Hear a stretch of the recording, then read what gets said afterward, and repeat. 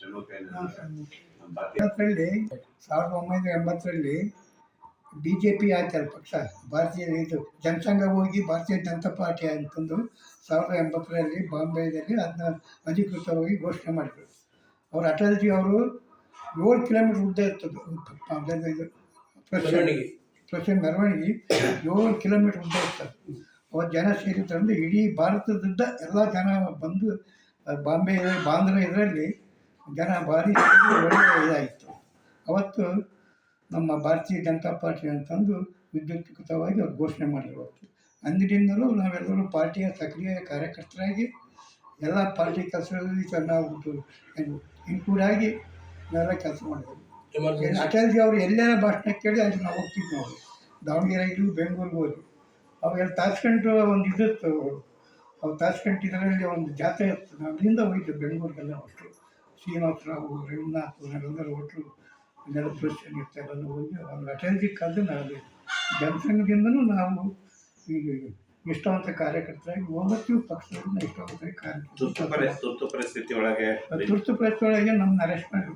2 ಸರಿ ಅರೆಸ್ಟ್ ಮಾಡಿ ನಮ್ಮದು. ಫಸ್ಟ್ ಮೊದಲನೇ ಸರಿ ನಾವೆಲ್ಲಿ ಇನ್ನೂ ಪೇಟೆ ಹೋಗ್ತಿದ್ಮೇಲೆ ಬೆಟರ್ ಕಂಪ್ ಅಲ್ಲೇ ಬಂದು ಅರೆಸ್ಟ್ ಮಾಡಿದ್ರು ನಮ್ಗೆ. ಇಲ್ಲಿ ಗಾಂಧಿನಗರ ಇದು ಬಸವನಗರ ಪೊಲೀಸ್ ಸ್ಟೇಷನ್ ನನ್ನ ಫಸ್ಟ್ ಅರೆಸ್ಟ್ ಮಾಡಿದ್ರು. ಅಲ್ಲಿಂದ MD ಶ್ರೀನಿವಾಸ್ ಬಂದರು. ಆಮೇಲೆ ನಮ್ಮ ಅಣ್ಣಗಿದ್ರು ಮುತ್ತಪ್ಪ ಅವ್ರು ಬಂದು ಒಟ್ಟು 9 ಜನ ಅರೆಸ್ಟ್ ಮಾಡಿದ್ರು.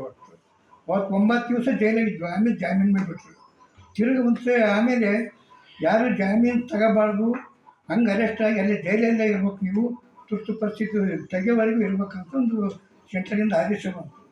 ಮತ್ತು ನಮ್ಮನ್ನು ಮತ್ತೆ ಅರೆಸ್ಟ್ ಮಾಡಿ ನಮ್ಮನ್ನೆಲ್ಲ ಅರೆಸ್ಟ್ ಮಾಡಿ ನನಗೆ 3 ತಿಂಗಳು ಸಜಾ ಆಗ್ತದೆ.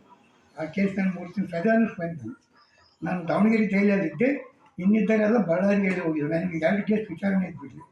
ಇದು 6 ತಿಂಗಳು ಒಂದು ಸಜಾ ಆಗಿತ್ತು, 3 ತಿಂಗಳು ಸಜಾ ಇತ್ತು. ಅದನ್ನ ವಿಚಾರಣೆಗೆ ನಾನು ಹರಿಹರದವರು ನಮ್ಮ ರಾಘವೇಂದ್ರ ತಮ್ಮ ಅಣ್ಣರೊಬ್ಬರು ಇದ್ದರು, ಶಿವರಾಮನ ಜೊತೆ ಒಂದೇ ಜೈಲಲ್ಲಿ ಇದ್ದರು. ಅವ್ರನ್ನ ನಮ್ಮ ಜೊತೆಗೆ ಅರೆಸ್ಟ್ ಬಾಳ ಸ್ವಾಮಿ ಗೊತ್ತಿರ್ತಿದ್ರು. ಅವ್ರು ತೀರ್ಕೊಂಡ್ರು.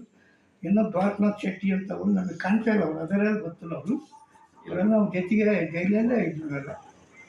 ಇನ್ನೂ ಇವತ್ತು ನಾವು ಪಾರ್ಟಿಯಲ್ಲಿ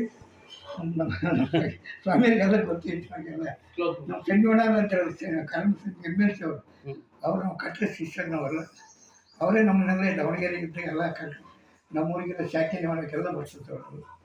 ಹಾಗಾಗಿ ಅವರು ಚಿಕಿತ್ಸೆ ಮಾಡುವಾಗ ಸ್ವೀಟ್ ಭಾಳ ಇದು ಮಾಡಿದ್ರಲ್ಲ. ಮನೆಯಿಂದ ಊಟ ಎಲ್ಲ ಕಳಿಸಿ ಚೀಲ ತೆಗೆದವರೆಲ್ಲ ನಾವು ಅವ್ರು ಸೇವೆ ಮಾಡಿದ್ದೆಲ್ಲ ಒಂದು ಇದ್ದದ್ದು. ಅವಾಗೆಲ್ಲ ಈ ಥರ ಒಂದು